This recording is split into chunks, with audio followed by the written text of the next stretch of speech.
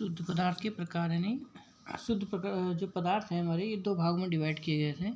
इसमें तत्व आते हैं पहला, और दूसरा हमारा यौगिक होगा, यानी तत्व और यौगिक, ये दो भागों में इनको डिवाइड किया गया है। तो इसमें जो तत्व होते हैं, तत्व में हम कह सकते हैं कि वे पदार्थ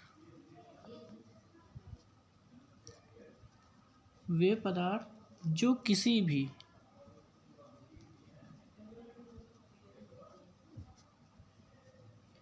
रासायनिक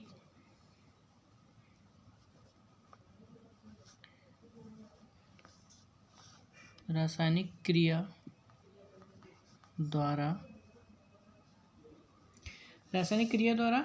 अन्य सरल पदार्थ में विभक्त नहीं किए जा सकते, यानी कि जिसमें है उनके अलावा और दूसरे सरल भाग में नहीं तोड़ा जा सकता।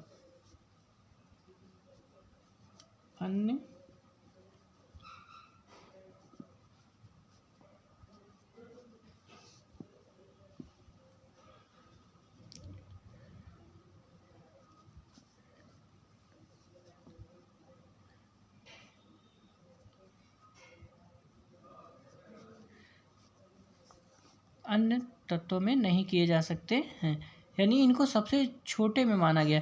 यानी अगर हम एक मान लेते हैं कि ये हमारा एक तत्व है, तो ये सबसे छोटा माना जाएगा। इसके अलावा इसके सरल, तो इसको दूसरे सरल तत्वों में इनको ब्रेक करके इनको दो भाग नहीं किए जा सकते कि ये दो हैं, या इनको तोड़ा नहीं जा सकता।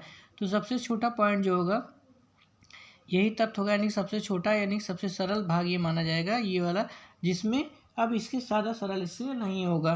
तो ये हमारे तत्व का, यानी वे पदार्थ जो किसी भी रासायनिक क्रिया द्वारा अन्य सरल पदार्थ में, किसी भी रासायनिक क्रिया यानी कोई भी केमिकल के माध्यम से, किसी भी केमिकल जितने भी कितने भी स्ट्रॉन्ग क्यों ना हो, लेकिन उसके माध्यम से ये ब्रेक नहीं किया जा सकता, इसको और तोड़ा नहीं जा सकता है। तो ये हमारे तत्व कहलाएंगे। बायल जो थे साइंटिस्ट, उनके अनुसार बायल ने भी इन्होंने भी तत्व की परिभाषा दिया था।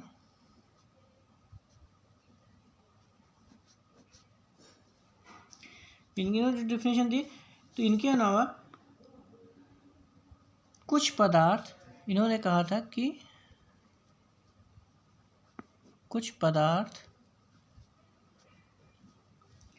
ऐसे हैं या होते हैं जिन्हें अंतिम सरल पदार्थ कहा जाता है, जिन्हें अंतिम सरल पदार्थ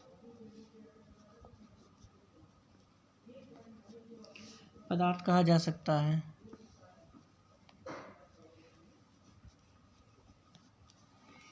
इन्हें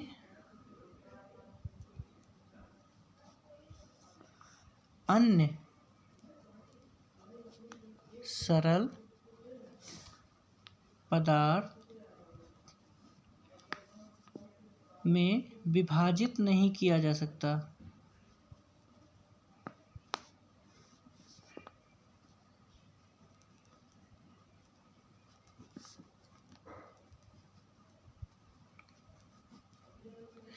अर्थात इन्होंने कहा कि ये जो होंगे सबसे छोटे, यानी इनको सबसे अंतिम सरल पदार्थ कहा जाएगा। जैसे मान लीजिए कोई चॉपस्टिक हम लेते हैं, इनको सबसे क्रश कर दिया जाए, सबसे छोटा इसका पार्ट जो होता है सबसे छोटा काटते जाए, निकालते जाए, या क्रश कर दिया जाए, जितना भी महीन किया जा सकता है, जिसका भी बारीक इनको पाउडर बनाया जा सकता है, तो सबसे छोटा जो होगा पार्ट होगा, ये सबसे सरल होंगे।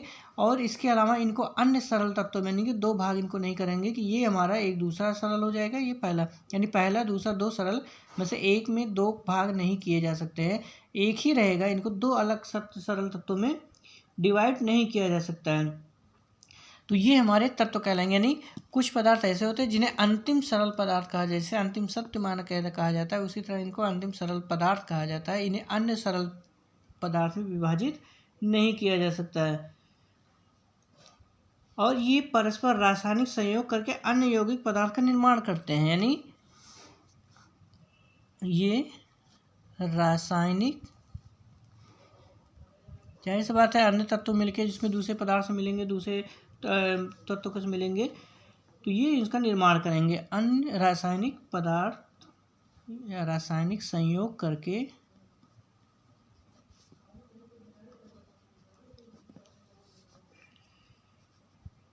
अन्य पदार्थ का निर्माण करते हैं।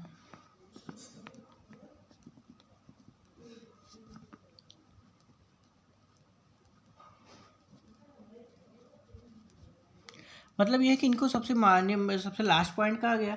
अब इसके नीचे ये नहीं जा सकते, इनको विभक्त नहीं किया जा सकता, बल्कि इनको जोड़ के और इनसे जटिल बनाया जा सकता है, इनको दूसरा रूप दिया जा सकता है, इनसे बड़े बनाए जा सकते हैं। तो ये कहा गया कि इनको जोड़ के आगे पदार्थ बना सकते हैं। तो ये इनके आधार पे, इनके अकॉर्डिंग इनको कहा गया कि हमारे जो होते हैं तत्व जो होते हैं इसी तरह से होंगे, सबसे अंतिम सरल होंगे, इसके आगे इनको नहीं किया जा सकता है। तो मेन तत्वों के लक्षण जो हो गए हमारे, यानी कैरेक्टर्स हो गए,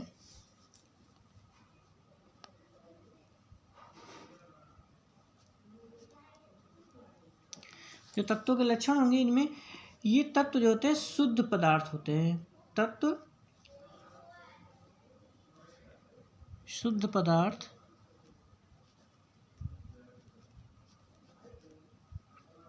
शुद्ध पदार्थ है जो एक ही प्रकार के कणों से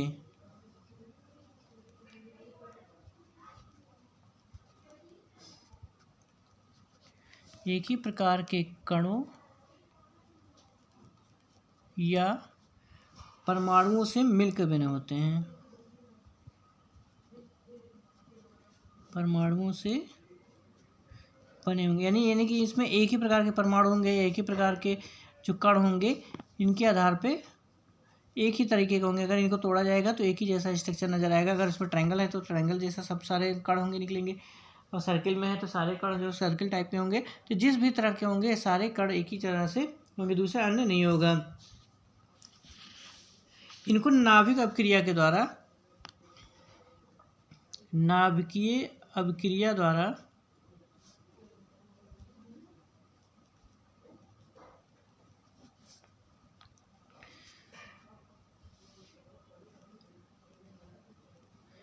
दो भागों में विभाजित नहीं किया जा सकता, दो भागों में बांट नहीं सकते, यानी दो भागों में इनको नाभिक विखंडन द्वारा तो इनको तोड़ा नहीं जा सकता है। ये एक ही तरह से इसमें रहेंगे। तत्व जिन कणों से मिलकर बना है उन्हें परमाणु कहते हैं, और इसमें सभी कणों का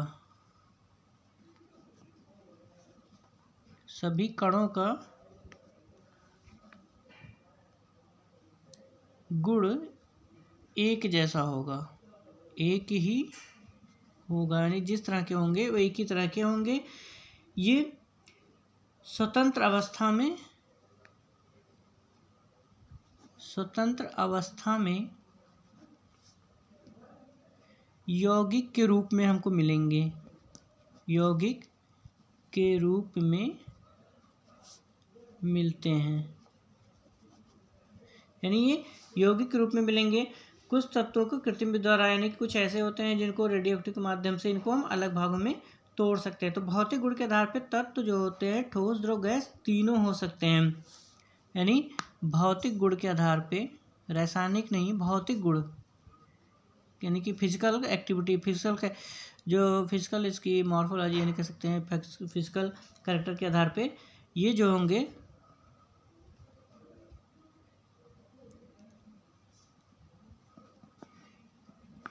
ये ठोस, द्रव एवं गैस तीनों हो सकते हैं।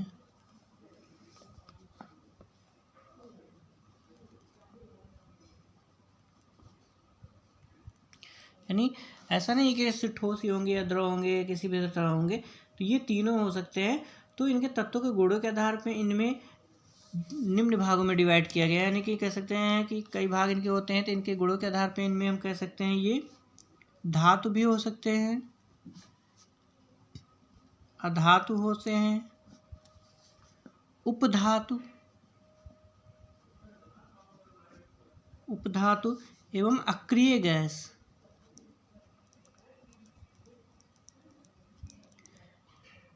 ये अक्रिय गैस है, इनको यानी भौतिक गुणों के आधार पे इनको चार भागों में डिवाइड किया जा सकता है कणों को, तत्वों को, यानी कि धातु भी हो सकते हैं, अधातु भी हो सकते हैं, उपधातु और अक्रिय गैस हो सकते हैं। तो इनके आधार पे ये अलग अलग रूप में भी ये पाए जाएंगे, यानी कि इनके चारों रूप में मिल सकते हैं। ऐसा नहीं कि हम एक ही रूप में मिलेंगे, तो ये जो धातु के लक्षण हम अच्छे से जानते हैं, पहले भी अध्ययन कर चुके हैं। जो धातुओं के लक्षण होते हैं इनमें जो होती है विशेष चमक होती है, ये चमक होंगी। सुचालक होती हैं विद्युत की, सुचालक होंगी ये। इनमें तन्यता पाया जाएगा, तन्यता का गुण।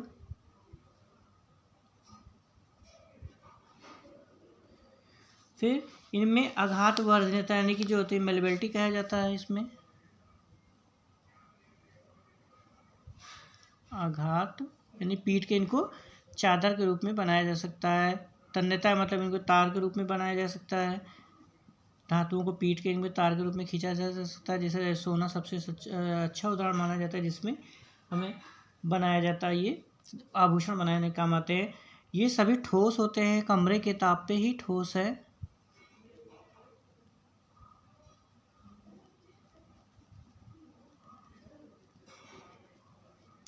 कमरे के ताप पर ये ठोस होते हैं। इनके गलनांक क्वथनांक उच्च होंगे।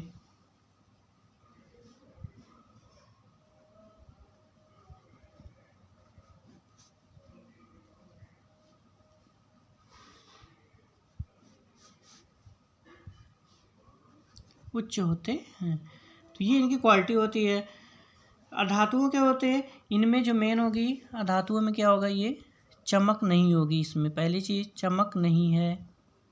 फिर ये कुचालक होती हैं शुद्ध, इनमें जो होंगे ये कुचालक होंगे। तन्यता का गुण नहीं होगा।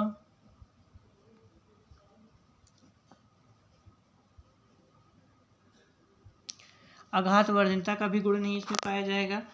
इसमें ये सारे गुण एब्सेंट होते हैं, कह सकते हैं कि इनमें ये चीज़ें नहीं पाए जाएंगी। ये जो होती हैं आघात वर्धनता नहीं पाई जाएगी। कमरे के ताप पे ये भंगुर होते हैं। क्वथनांक गलनांक इनका जो होता है निम्न पाया जाता है, निम्न होता है। जो उपधातुएं होती हैं, ये दोनों धातुओं के जो गुण होते हैं, यानी उपधातु जो हमारा होता है, ये मतलब कि कह सकते हैं वे तत्व होते हैं जिनके धातु अधातु दोनों के गुण पाए जाते हैं, इन्हें उपधातु कहा जाता है। जैसे जर्मेनियम हमारा है, इसमें जर्मेनियम,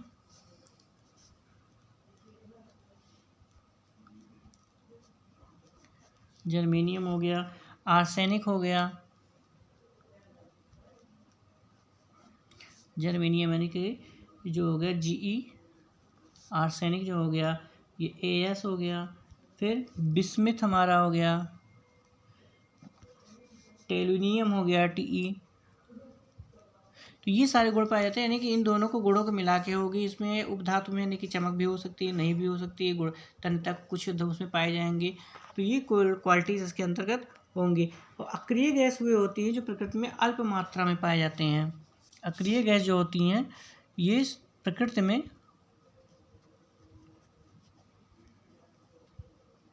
अल्प मात्रा में है, क्योंकि अल्प मात्रा यानी कि जाहिर सी बात है सारी एक्टिविटी होती है जो कुछ होंगे, रिएक्शन नहीं होगा जिसके अंदर, यानी कह सकते हैं सारी चीज़ें कम होती हैं।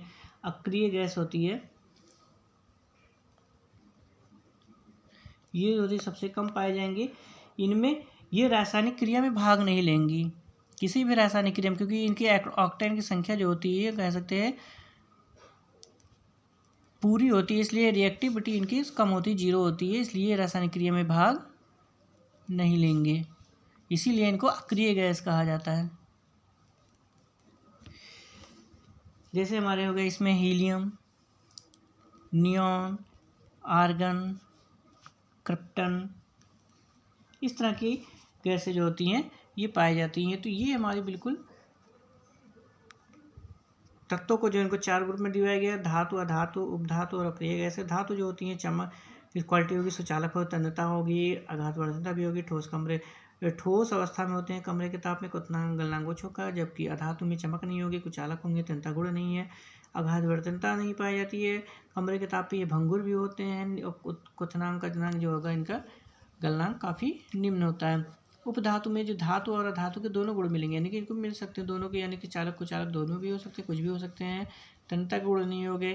तो इसमें जो मेन होता है जर्मेनियम हो गया, आर्सेनिक हो गया, इस तरह के पाए जाते हैं। अक्रिय गैसें वो गैसें होती हैं जिनको रिएक्टिविटी नहीं होती है, इनकी कोई क्रिया नहीं होती, किसी से क्रिया नहीं करते हैं, तो क्योंकि इनकी ऑक्टेन संख्या पूरी होती है, किसी भी रासायनिक क्रिया में भाग नहीं लेंगे, ये प्रकृति में अल्प मात्रा में पाए जाते हैं, जैसे हीलियम, नियॉन, आर्गन, क्रिप्टन। तो इस तरह से इसमें तो यानी कि धातु जो हमारे होते हैं, तत्व जो होंगे, तत्व एलिमेंट वे पदार्थ जो एक ही प्रकार के अणुओं से मिलकर बने होते हैं। तत्व को दो लक्षण के साथ पे इनको डिवाइड किया गया है। फिर तत्व के 4 ग्रुप होते हैं। इस तरह से ये तत्व जो होते हैं शुद्ध पदार्थ के प्रकार हैं, यानी तत्व हैं, ये होगा। यानी बायल के अनुसार भी कहा गया सबसे सूक्ष्म, सबसे लास्ट सरल तत्व पाए जाते हैं, इनके अलावा इनके दूसरा कोई सरल इनसे नहीं बनाया जा सकता है। और ये रासायनिक क्रिया करके अन्य पदार्थ का निर्माण करते हैं, यानी संयोग करके रासायनिक क्रिया यौगिक का निर्माण करते हैं ये। तो ये तत्व होते हैं।